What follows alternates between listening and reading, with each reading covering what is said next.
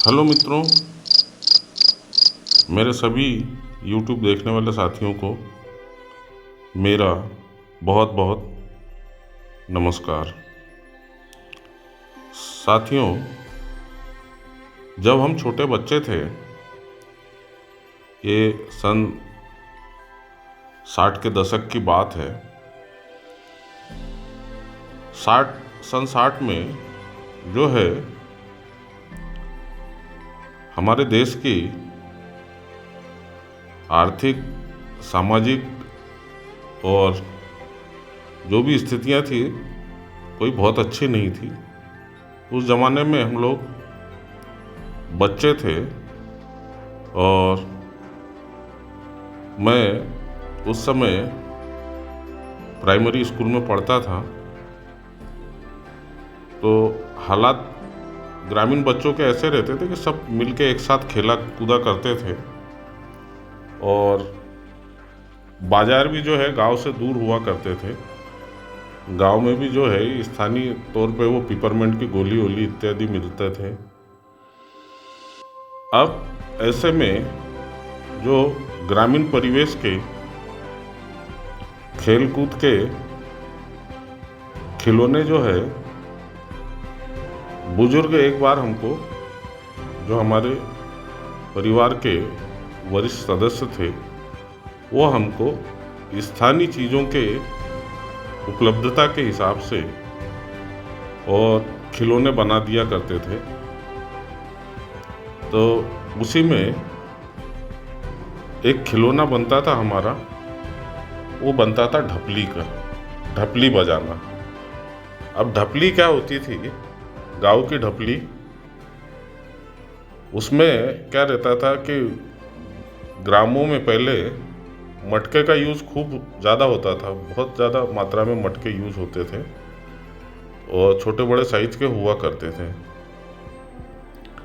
तो अक्सर क्या होता था कि जब मटका फूट जाता था किसी कारणवश, तो उसका जो मुंह है उसको ड्रेसिंग करके या बराबर कटिंग करके और उसका जो मुंह है उसको रख लिया जाता था।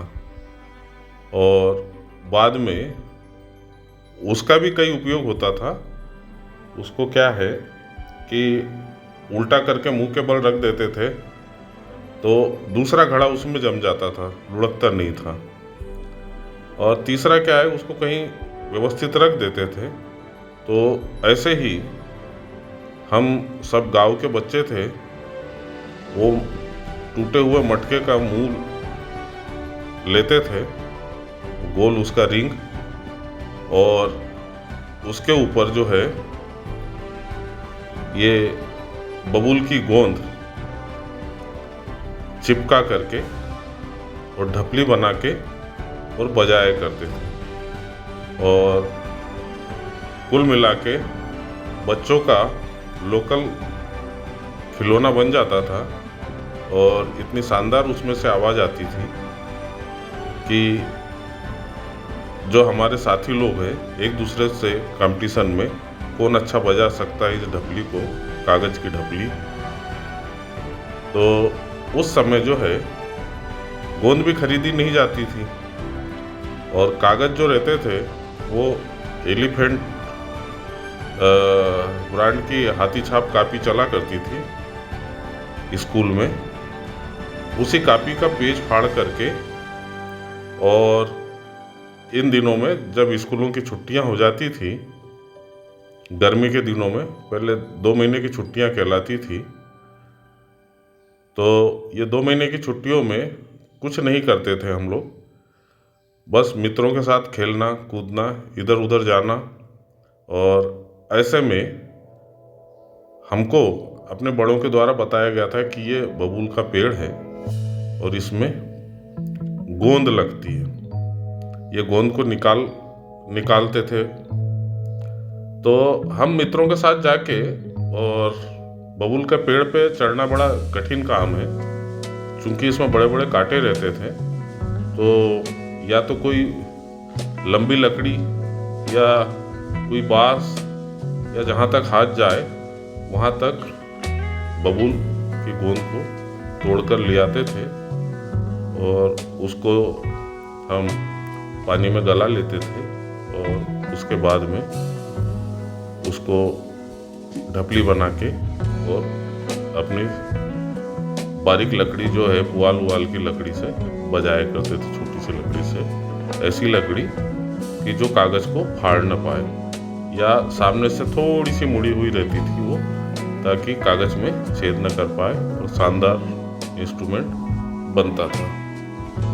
तो ये सब कहानी सुनाने का मेरा मकसद सिर्फ ये है कि नेचर के करीब, नेचर को ही एंजॉय करने के लिए पहले हमारे यहाँ खिलौने हुआ करते थे, परंतु आधुनिक युग में जो है ये खेल खिलौने जो है नदारद हो गए और उसका आर्ट, उसमें दो तरह का आर्ट होता था। एक तो कलात्मक रूप से उस चीज़ को बनाना और दूसरा उसमें उसका वादन। तो निर्माण और बजाना ये भी दोनों एक प्रकार के हुनर ही है। गोंद इकट्ठा करना ये भी एक हुनर है। तो इस तरह से ये बबूल का जो है गोंद हम इकट्ठा करके और बचपन में उपयोग करते थे, परंतु इसको खाते हैं या नहीं खाते हैं ये अभी भी मेरी जानकारी में नहीं आया है। बल्कि मैं ये देखा हूँ कि बबूल का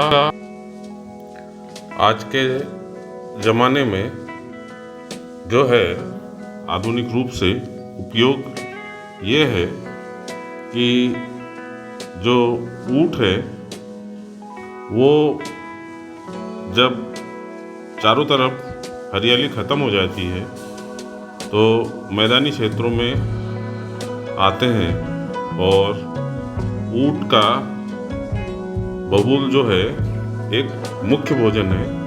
और दूसरा क्या है, इसे बकरियां भी खाती हैं, इसके पत्तों को बकरियां भी खाती हैं। तो ऊँट के लिए जो है ये सर्वोत्तम भोजन है। तीसरा क्या है कि बबूल का पेड़ जो है भारत में बहुतायत में पाया जाता है, लगभग सभी क्षेत्रों में पाया जाता है और इसके जो है कई प्रकार के उपयोग हैं। पहली बात तो ये है कि इसका तना जो है ये पटिये इत्यादि बनाने के काम में आता है और लकड़ी इसकी जो है इमारती लकड़ी भी इससे प्राप्त होती है। तीसरा जो है इसके जो फलियां हैं, ये फलियां जो है ये आयुर्वेदिक औषधि के रूप में मैंने इंटरनेट पर पढ़ा है कि घुटने का कैसा भी पुराने से पुराना दर्द हो, ये जो फलियां हैं इनका पाउडर करके और रख लिया जाए और उसको शायद गर्म पानी के साथ सेवन करते हैं तो घुटने का कितना भी असाध्य दर्द हो उसमें कुछ ही दिनों में फ़ायदा मिलता है। लेकिन साथियों ये काम जो है चूँकि स्वास्थ्य से जुड़ा हुआ है, इसलिए बिना किसी विशेषज्ञ की सलाह के मन से न करें। और तीसरा क्या है कि बबूल जो है ये गर्मियों में अगर बबूल के नीचे आप बैठ जाएंगे, गर्मियों में पत्तियां रहती है इसमें अच्छी, बबूल के नीचे आप बैठ जाएंगे छाता वाता लगा के या कुछ शेड लगा के, तो लगभग ये सूर्य की 80% ऊर्जा को सोख लेता है। ये मैं अपने अनुभव से देखा हूँ और 20% ही गर्मी जो है वहाँ आ पाती है।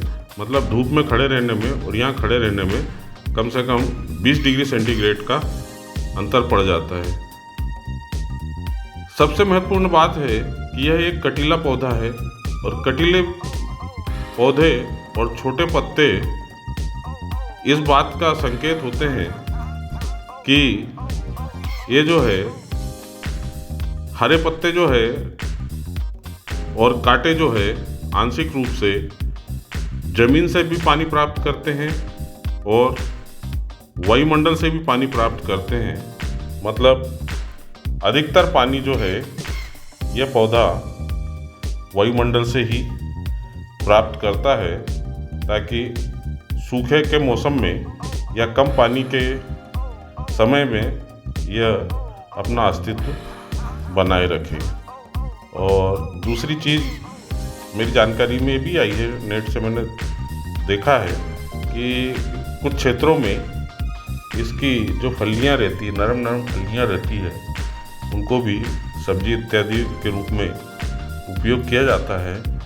तो कुल मिला के ये वनस्पति जो है, जैसा कि हमने सुना है कि बोए पेड़ बबूल के तो आम कहाँ से होए, तो आम का काम जो है आम ही करेगा और बबूल का काम बबूल ही करेगा।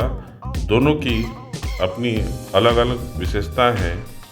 आम फलों का राजा है, तो बबूल भी किसी से कम नहीं।